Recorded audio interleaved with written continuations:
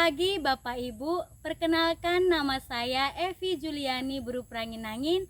Saya adalah guru pendidikan agama Katolik di UPT SPF SD Negeri 10646 Bintang Meriah.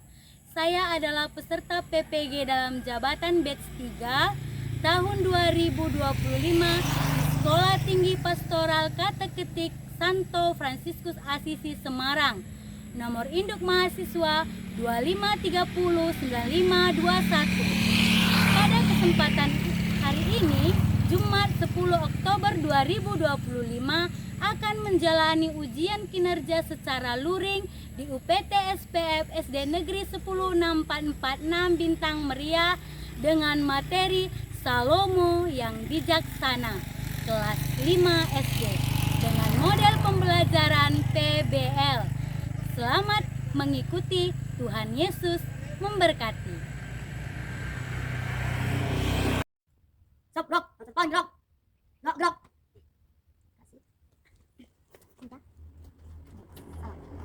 Kasih. Pintar. Salam.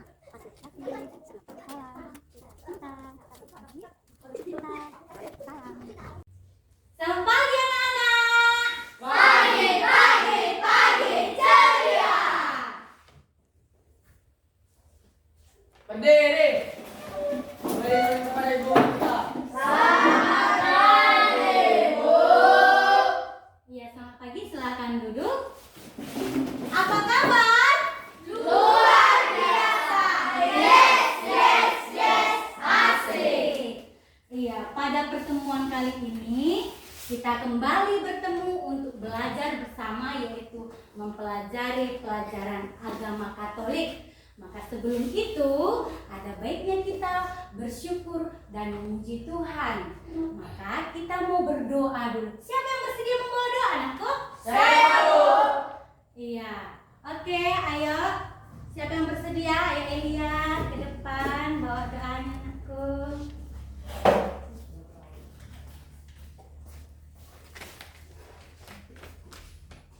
Teman-teman, sebelum belajar kita doa. Dalam nama Bapa dan Putra dan Roh Kudus. Amin. Ya Tuhan, kami belajar berkatilah kami supaya jalan yang kita. Terima kasih Tuhan, amin. Dalam nama Bapa dan Putra dan Roh Kudus. Amin. Silakan tepuk tangan untuk Elia. Kasih Elia. Iya. Sekarang kita berdiri, kita mau menyanyikan lagu kebangsaan. Kita berdiri, hadapnya ke depan, semua tegak.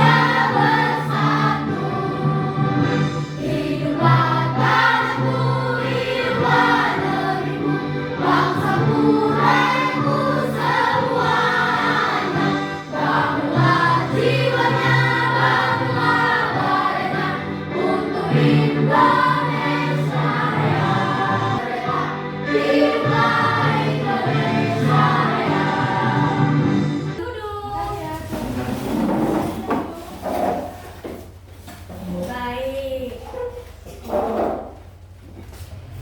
Anak-anak Ibu, sebelum kita memulai pembelajaran kita, Ibu mau absen dulu ya. Ibu absen satu-satu. Ibu cek dulu kehadirannya. Yang pertama, Adria Grezio Ginting, Adik, Bu. Aprilianta Prangin-Angin, Adik, Bu. Deswita Wilona Bru Ginting. Adik, Bu. Puji Tuhan semuanya hadir. Kita masih diberikan kesehatan.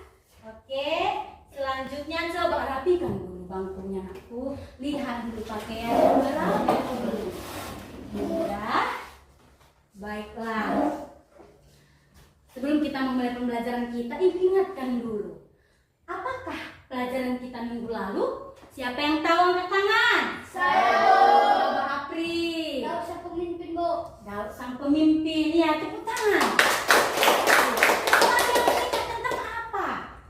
Daud sang pemimpin. Nah, kenapa Tuhan itu mengutus Daud menjadi seorang pemimpin? Karena dia mempunyai ciri-ciri sebagai seorang pemimpin sesuai dengan kemauan dan kehendak Allah. Makanya dia dipilih menjadi pemimpin. Pemimpin bangsa apa? Pemimpin bangsa Israel.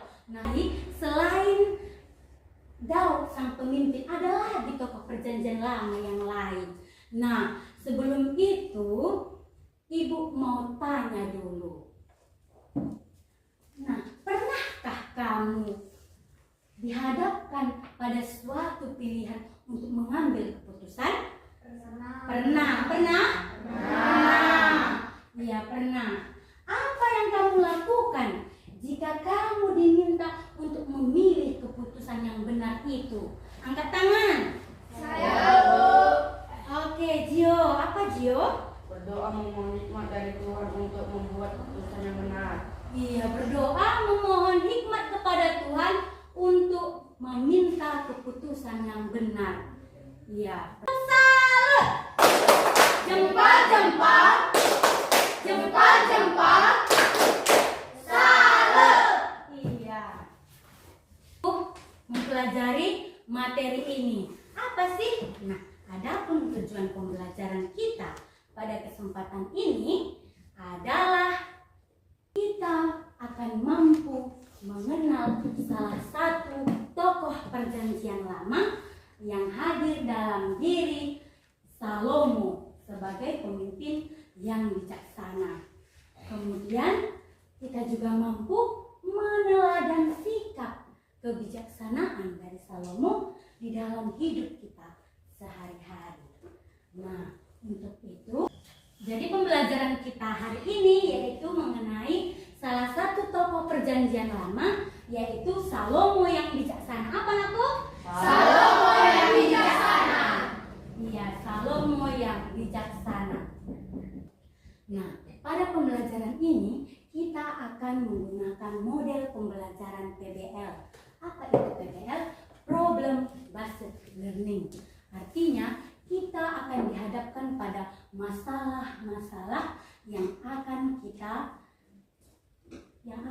dapatkan dan akan kita pecahkan saat ini dalam pelajaran ini.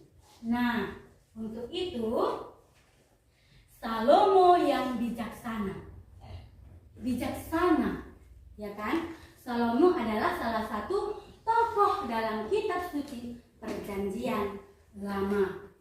Nah, dalam kitab suci Perjanjian Lama, Salomo ini dikenal sebagai seorang raja yang bijaksana. Kenapa dia dikatakan bijaksana? Ya kan?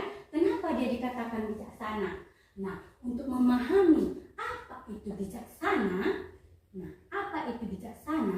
bijaksana adalah mengambil keputusan yang tepat dan benar sesuai dengan kehendak Tuhan.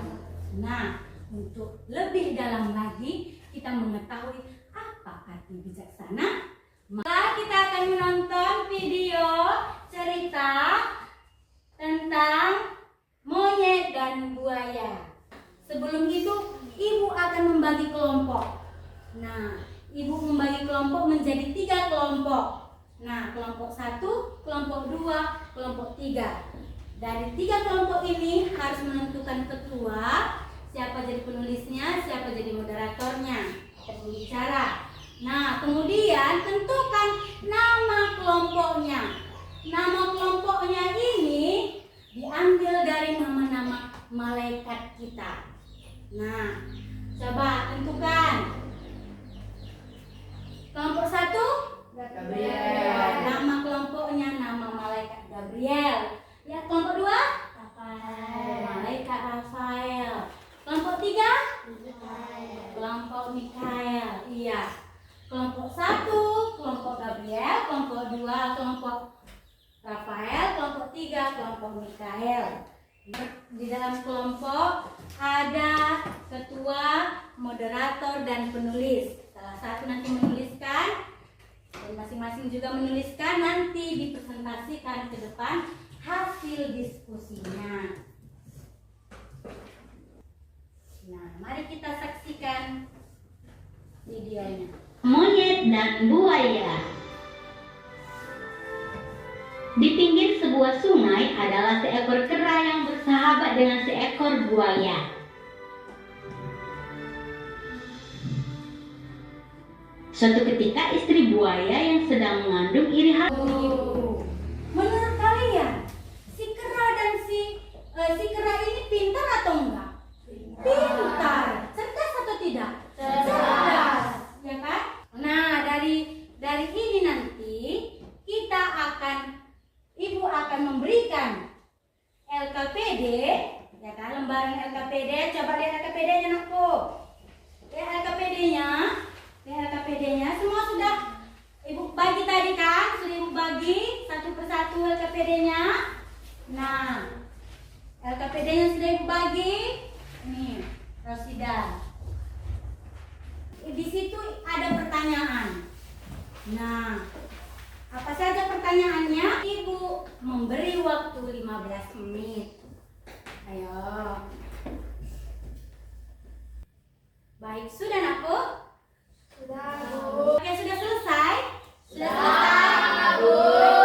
Kumpulkan semua LKPD-nya. Nah, sekarang kita masuk kepada penyelidikan. Nah, karena tadi kita belajar model pembelajaran basic learning ini mengenai masalah, sekarang kita selidiki masalahnya apa sih, gitu ya. Nah, untuk lebih memahami semakin dalam apa sih materi kita ini, ya kan, kita akan kembali ke sumber kita atau ajaran gereja kita, yaitu kitab suci. Buka kitab sucinya, Nakku. Baiklah, kita buka kitab suci kita. 1 Raja-Raja bab 3 ayat 1 sampai 28. 1 Raja-Raja bab 3 ayat 1 sampai 28. Nah, sekarang kita sama-sama membaca. Oke, sama-sama kita. Lalu Salomo menjadi menantu Firaun, raja Mesir. Ia mengambil anak Firaun dan membawanya ke kota Daud sampai ia selesai mendirikan istananya dan rumah Tuhan dan tembok sekeliling Yerusalem. Ketika seluruh orang Israel mendengar keputusan hukum yang diberikan raja, maka takutlah mereka kepada raja, sebab mereka melihat bahwa hikmat daripada Allah dalam hatinya untuk melakukan keadilan.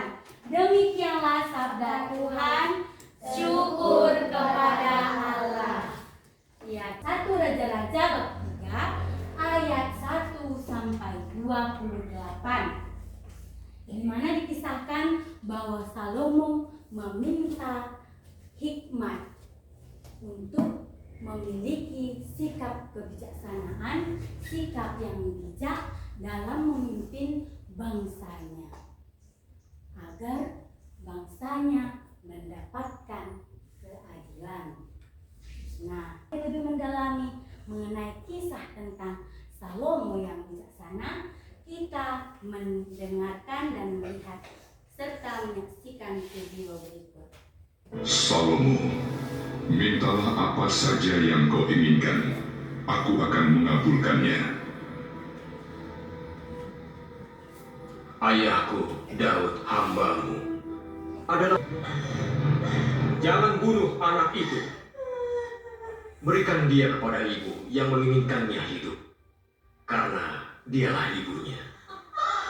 Baiklah, dari pembelajaran tersebut, dari tayangan video dan cerita kitab suci tadi, kita membahas bahwa Kebijaksanaan dan keyakinan kepada Allah adalah kunci untuk mengambil keputusan yang tepat dan penuh kepercayaan diri seperti yang dilakukan oleh Salomo tadi.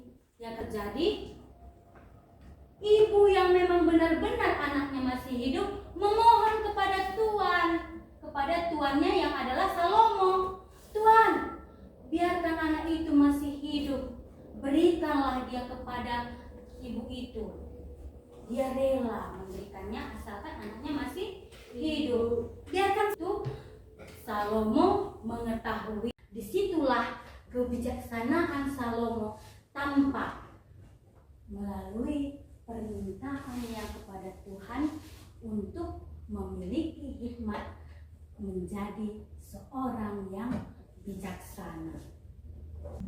Untuk lebih lagi kita memahami, ya kan, pelajaran ini. Nah, ibu memberikan LKPD yang kedua. Oke, ibu akan membagikan satu persatu LKPD-nya. Ya, ibu memberikan satu-satu LKPD-nya.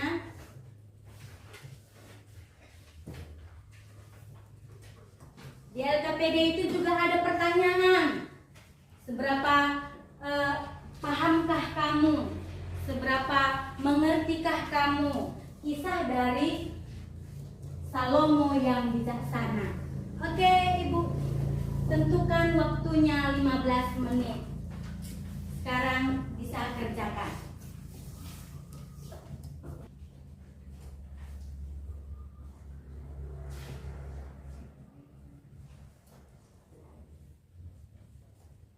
Ayo kerjakan. Jelas pertanyaannya di LKPD? Jelas, Bu. Oke. Baik, siapa yang sudah siap? Kelompok siapa? Saya, Bu. Baik, kelompok Gabriel. Silakan ke depan.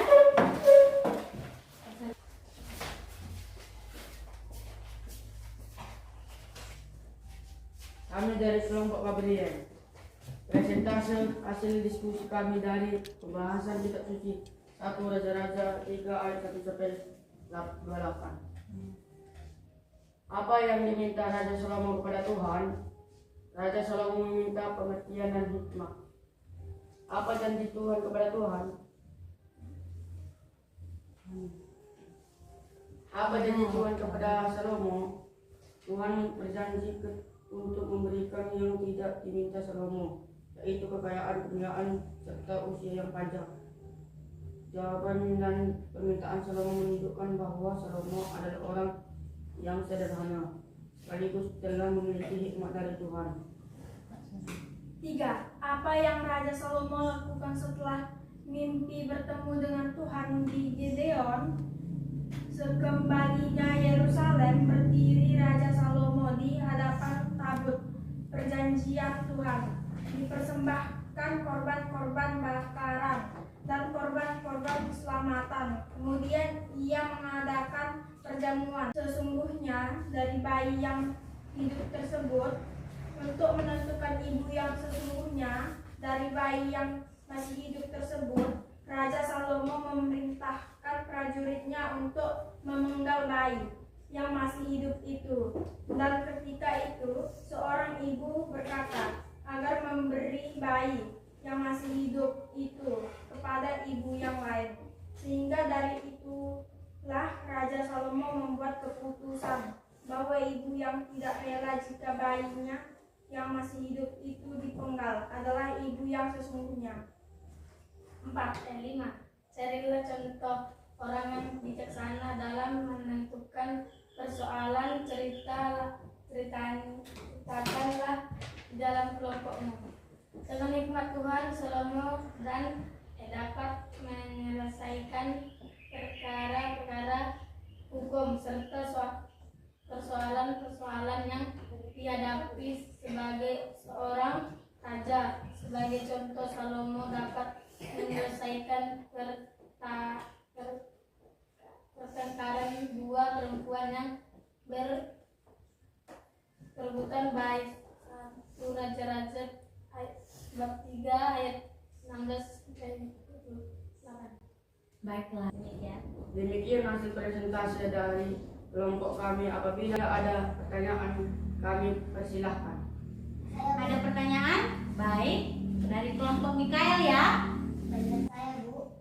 Berdasarkan berbagai pertanyaan dan jawaban yang telah dipresentasikan, apakah kamu akan meneladani sikap Salomo yang bijaksana? Saya akan menjawab pertanyaan dari Yesi. Ya tentu saja saya sendiri secara pribadi juga bersama dengan kelompok akan meneladani dan akan menerapkan sikap dan sifat Salomo yang bijaksana dalam hidup sehari-hari dengan memohon hikmat dengan berkat dari Tuhan. Baik, kita tepuk tangan untuk kelompok Gabriel. Tepuk tangan. Silakan duduk. Hasil dari presentasenya cukup bagus.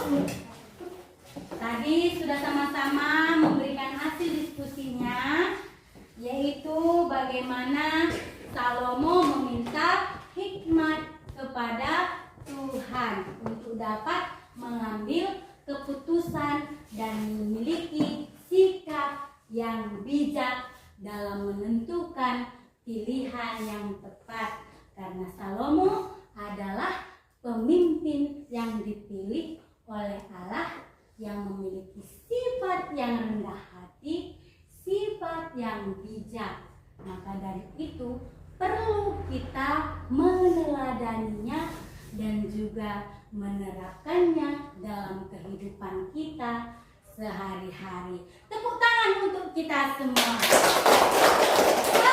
Tepuk salut. Jempol-jempol. Jempol-jempol. Salut. Iya.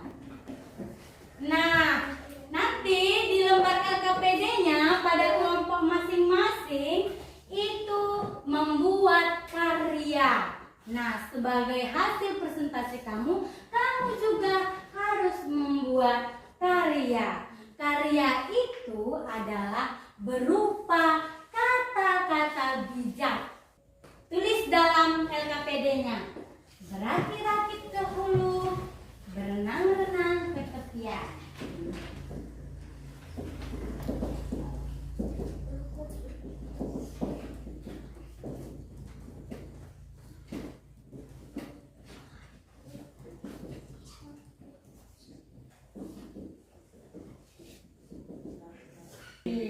Iya, semua kata-kata bijak, kata-kata pepatah memiliki makna. Nah, itu dia kita tuliskan, kalian tuliskan pada lembar LKPD sebagai karya kalian dari hasil diskusi yang kalian buat. Kalau sudah dikumpulkan hasil tugas presentasinya, hasil diskusinya. Nah, baik, kumpulkan. Oke, baiklah. Apa-apa saja yang telah kita dapatkan melalui kisah dari Salomo yang bijaksana, maka dari itu kita bersama menyimpulkan apa itu kebijaksanaan dan mengapa Salomo disebut menjadi raja yang memiliki sikap kebijaksanaan. Maka dari itu bersama kita membaca yang sama-sama kita. Kebijaksanaan adalah anugerah Tuhan yang lebih berharga dari kekayaan dan sangat penting untuk bertindak adil. Meskipun Salomo terkenal sebagai raja yang memiliki pengertian, hikmat dan kebijaksanaan, ia tetap rendah hati. Ia selalu berdoa kepada Tuhan dengan mempersembahkan kurban bakaran dan ukupan. Salomo bersyukur karena hikmat yang dimilikinya adalah anugerah istimewa dari Tuhan. Iya, semua kita dapatkan dari pembelajaran hari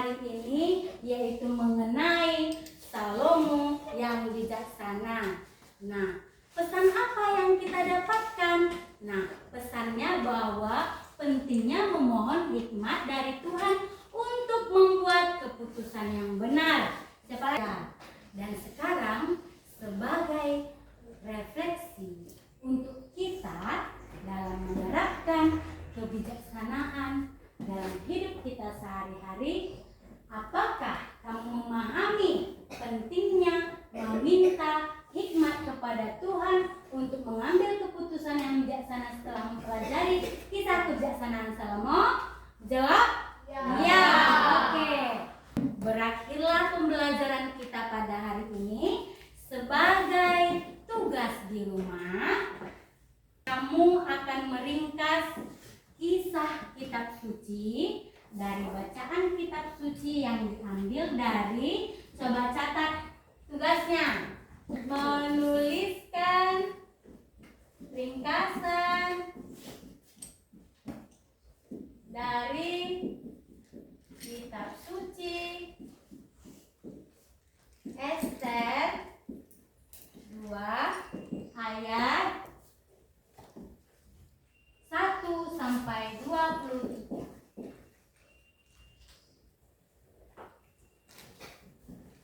Sudah menulis semua?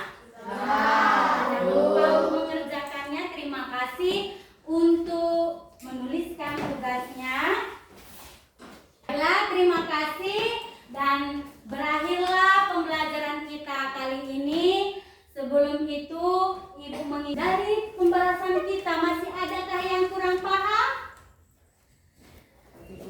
Oke, apa Naku? Apa itu hikmat? Nah, hikmat itu adalah karunia, anugerah dari Allah, anugerah yang ilahi. Segala harapan yang kamu inginkan, itulah hikmat. Hikmat itu adalah segala sesuatu anugerah yang diberikan Allah sesuai dengan kehendaknya. Baik, tepuk tangan untuk kita semua. KCS. Kasih, cinta, salam. Iya. Kita bernyanyi lagu Di Hati Ini Ada Cinta. Gerak kita ya. Menyanyikan dengan penuh cinta.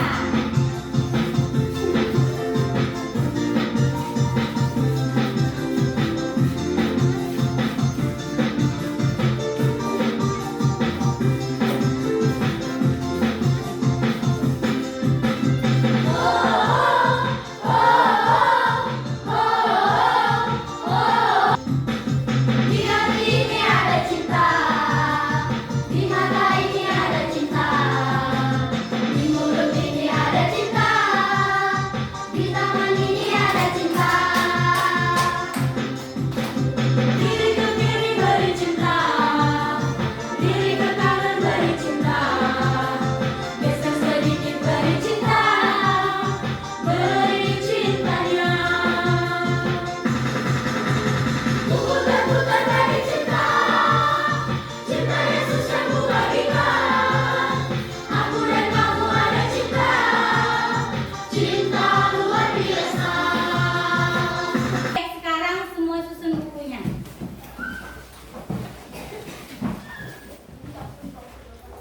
Oke, baik, terima kasih. Sekarang siapa yang berkenan membawa doa, angkat tangan? Saya.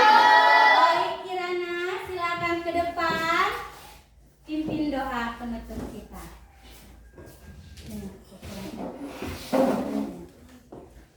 Teman-teman, mari kita berdoa. Nama Bapa dan Putra dan Roh Kudus. Amin. Ya Tuhan, kami mau pulang berkati kami. Terima kasih Tuhan. Amin. Nama